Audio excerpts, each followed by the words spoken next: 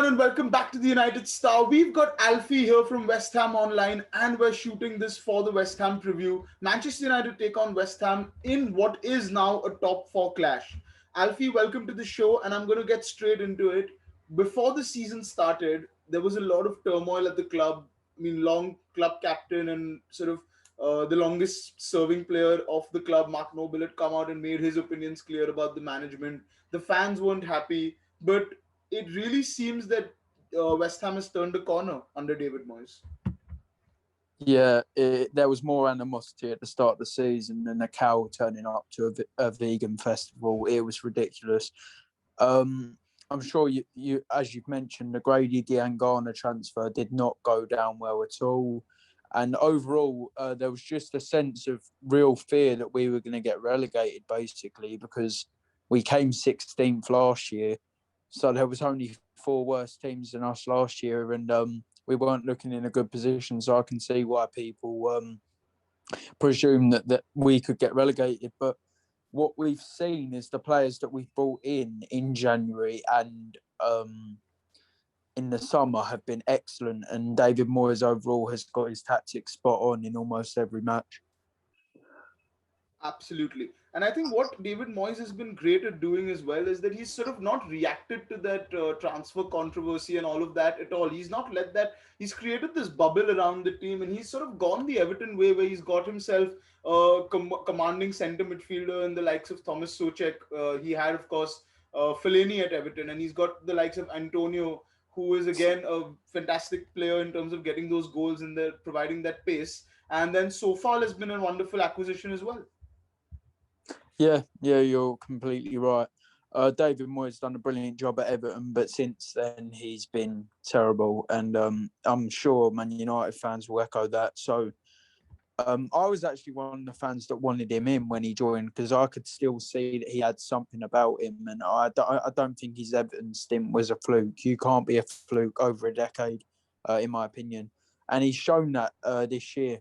Maybe he's not made for a top club, but I think what he does with a club like West Ham or an Everton or a club of that stature is brilliant. And as you said, Soufal in particular, the right back, he's been phenomenal. In my opinion, he's been the second best right back in the league behind Cancelo this season. Soucek's been excellent as well, probably our best signing in years he was. And then you've got Lingard, obviously, from Man United as well, who's been a revelation since joining, and in my opinion, was absolutely robbed for Player of the Month today. So overall, there's a sense of positivity going around the club at the moment that didn't seem to be there at the start of the season. And we're just going in a really good direction. Absolutely. You know, it's what you've said there about David Moyes is, I think, spot on, because I've echoed the same sentiment that he is a fantastic manager when it comes to when you're not expecting him to win every game, essentially, where a one-all draw is a good result. And at a club like Manchester United, at times a one-all draw is not a good enough result. And we saw that David Moyes, if he's 1-0 up, he parks the bus, or if he's even 1-all, he doesn't go for the second goal.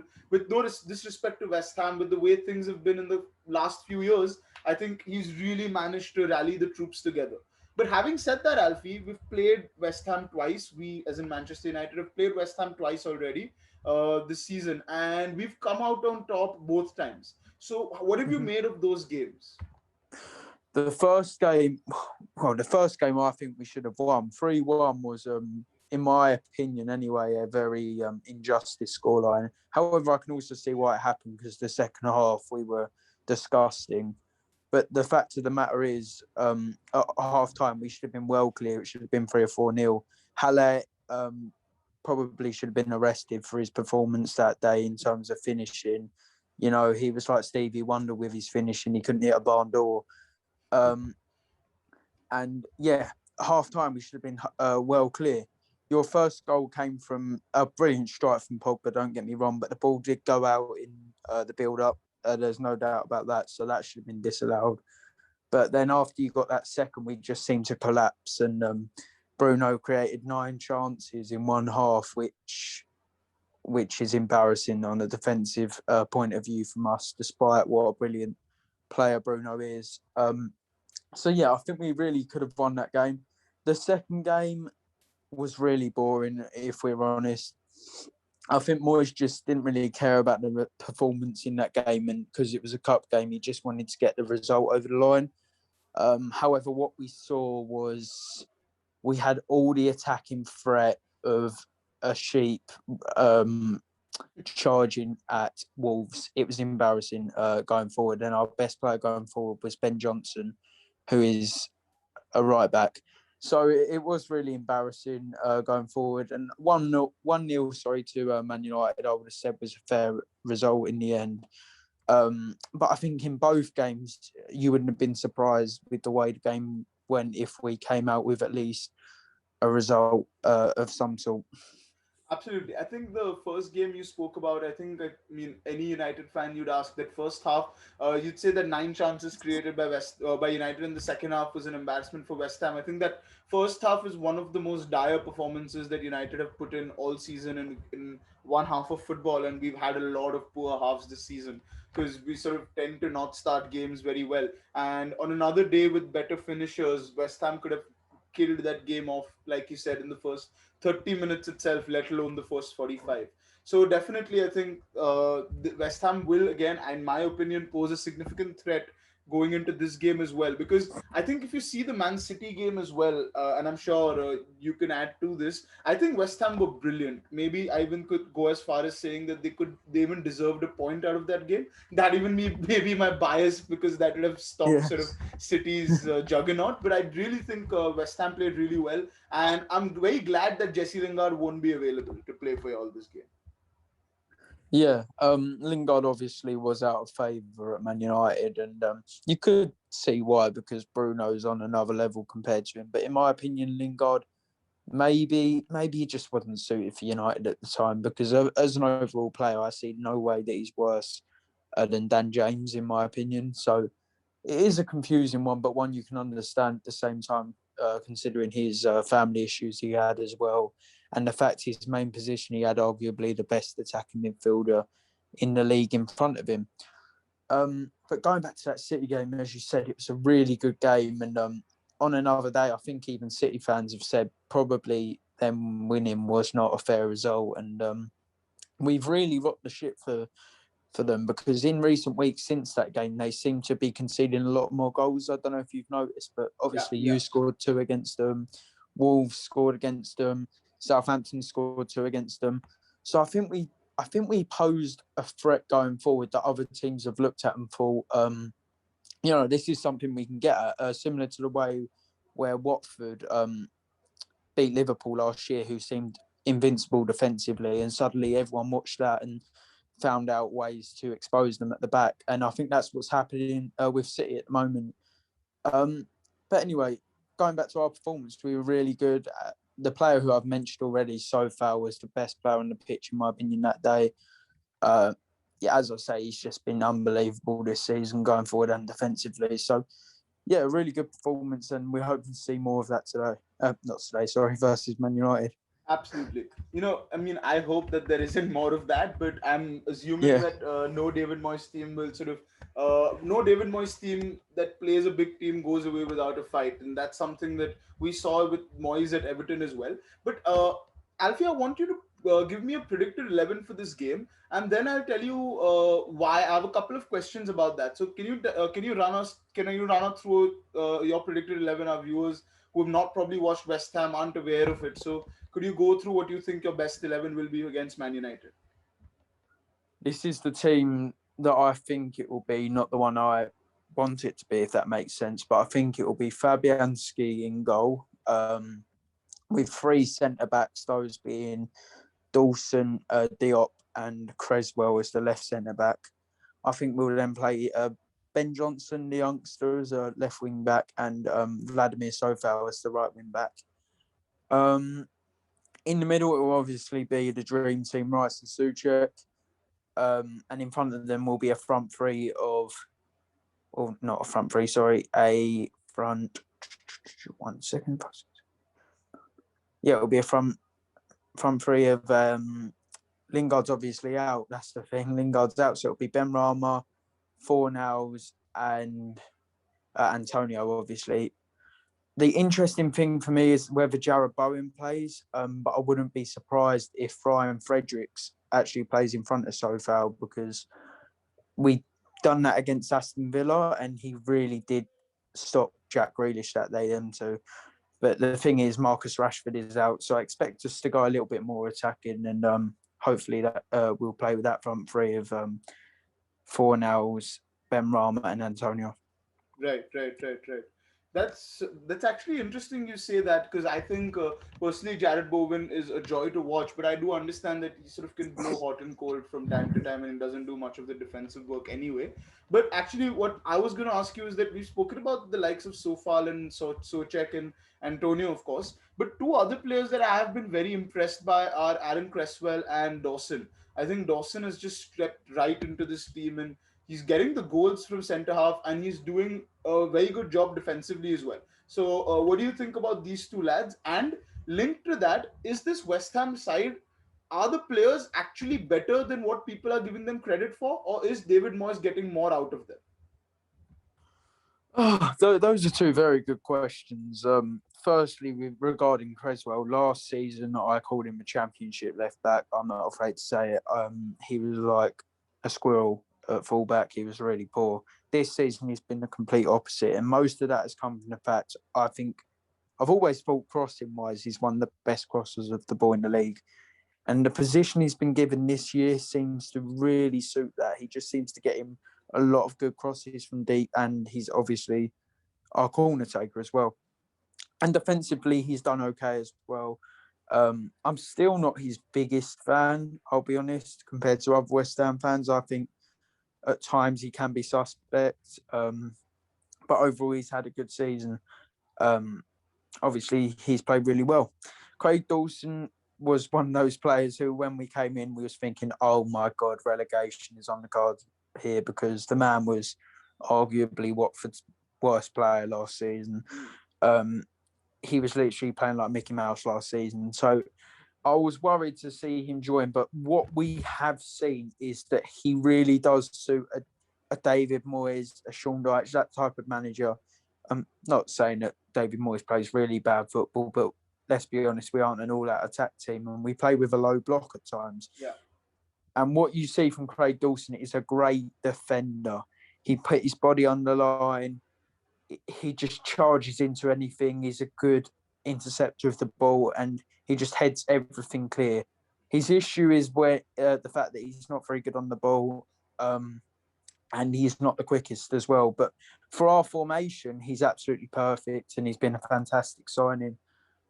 Regarding the on paper thing, I don't know if this team is better on paper than people are giving it credit for, because as I've said, last season, Creswell and Dawson were two of the worst players in the league, and that's just me being honest.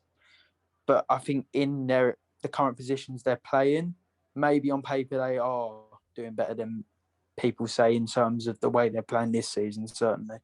Absolutely. So I mean, I kind of agree with you, and that's why I'd asked you the questions together, because Dawson and Cresswell were particularly poor last season, and this season they seem to be really good. And Antonio as well, a right back, sort of wing back converted to a striker, and the amount Moyes is able to get out of him. So there's clearly something that he's doing right at the club, and I think for West Ham to be genuinely competing for the Champions League spots is a great achievement in itself.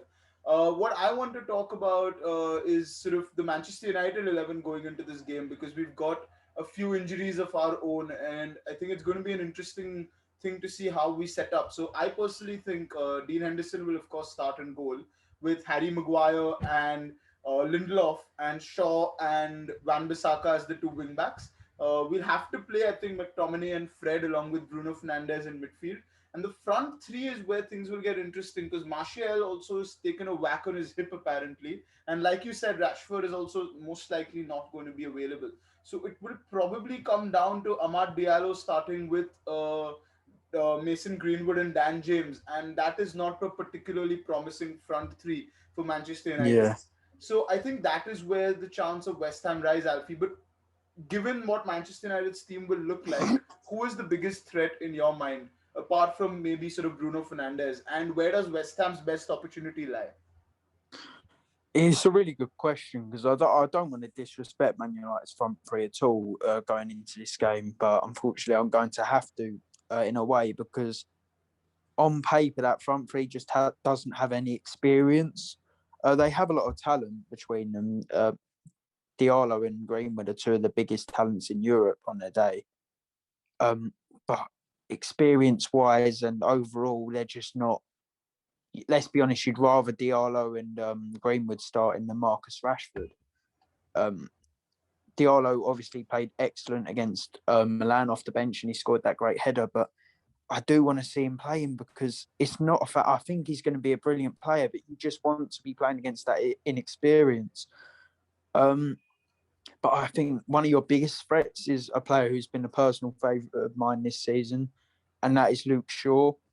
I watch the United stand as well. Mark Goldbridge is a huge fan of Shaw, and I must say I agree. I think he should be England's left back over Chilwell and Creswell. I think he's brilliant going forward, and defensively he's improved this season. So I think he'll be a big threat for us. And when he came on in the cup game, he was much better than Tellez, who I'm also a fan of. So it is. I do think Shaw and Fernandez are your biggest threats, but I am worried if Diallo can play at the potential he can reach as well as Greenwood, then I am worried about them. But I'd certainly rather they play than the likes of Rashford.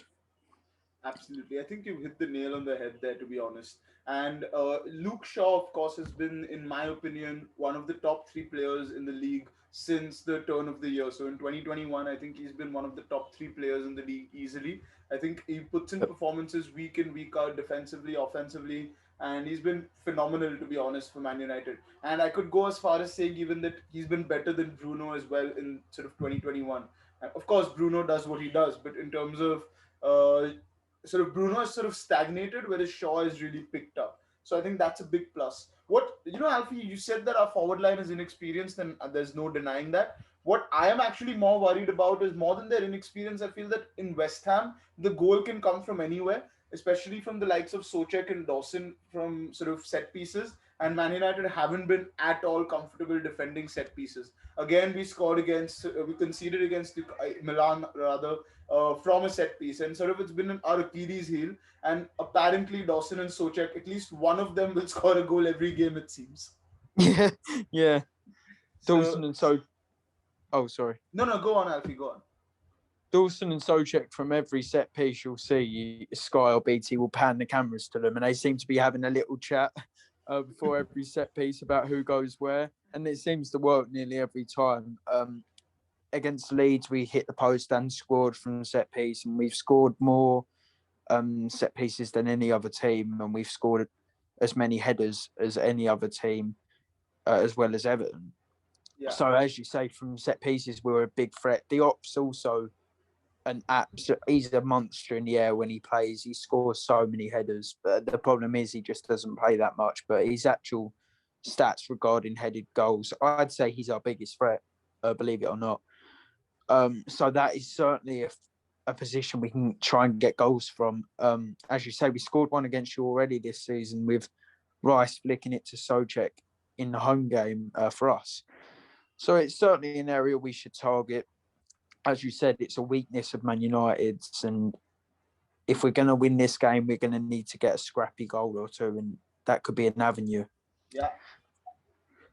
I know, Alfie. Actually, I've been very annoyed. You spoke about Dawson and Socek talking to each other before every corner, and Dawson just his head's just ahead Socek's by millimeters, and he gets the goal. And Socek's on my FPL team, and he doesn't get the goal, so it's rather annoying. But uh, but but Alfie, I've built West Ham up quite nicely, and I've given them the credit they deserve. But do you think they can actually turn up and beat Man United come Sunday? I think we can, yeah. I wouldn't say it's likely, but with the injuries you have, I would certainly say it's something we should be aiming to do. It's something we really need to take into consideration. Obviously, you try and win every game, but if you had a full squad, you'd forgive the lads if we just went for a point. With the position we're in, we need the points, and if we're going to get Europe. a point at United is never a bad result, despite how inconsistent you can be.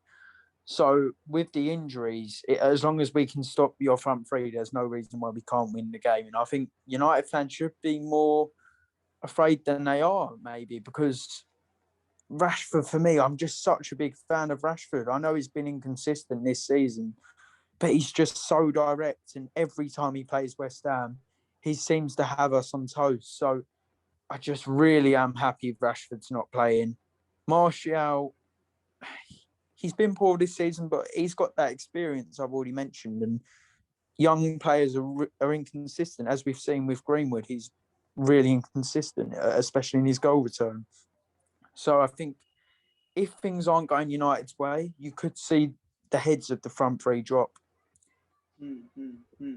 Absolutely. And, Alfie, the other thing is, I've been a very vocal critic of Rashford this season because I expect so much more from him than what he's provided.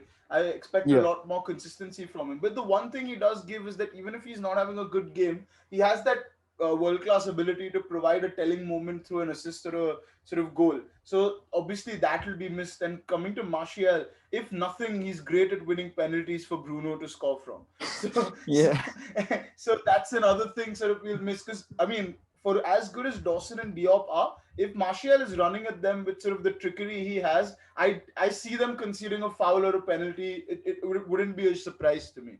So that is something that I think that we'll definitely miss. But I personally believe United can win this. I think so. Bruno Fernandes will really have to step up because he's got the yeah. quality to sort of take this team through a one game situation. And if he does that, I think a 2-1 result is what I am going for. Do you have any predictions in mind for this game? I'm gonna go for a 0-0.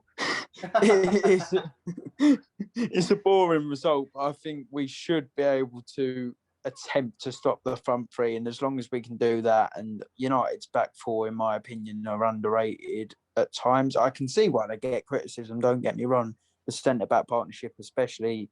Um, but you should be able to stop most of our threats. So I just see it being a 0-0, if I'm honest. Right. I mean, I wouldn't be surprised since West Ham are now, at least for now, are in the top six. We're quite famous for getting a 0-0 against the top 16. So, Yeah.